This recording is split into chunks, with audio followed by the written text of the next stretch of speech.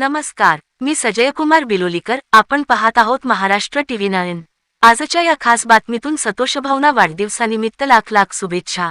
दादा, हेच होय काय बिलोलीचा विकास? वाढदिवसाचे बॅनर झळकले, पण तुमच्या खालून गटाराचे पाणी वाहते, त्याच काय? आश्वासनाची खैरात वाटली ते खरं हाय, पण दादा आमचा वाटा हो वाटा, विकासाचा वाटा कुठं हाय? अशी बिलोलीतून मागणी जोर धरीत हाय.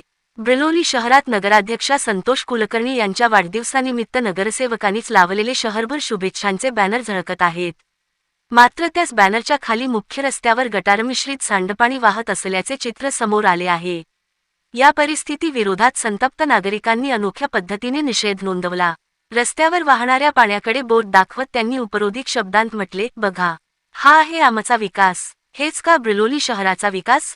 नागरिकांचा आरोप आहे की विकासाच्या मोठमोठ्या घोषणा केल्या गेल्या, मात्र प्रत्यक्षात मुख्य रस्ते, गटार व्यवस्था आणि स्वच्छतेच्या समस्या आजही कायम आहेत.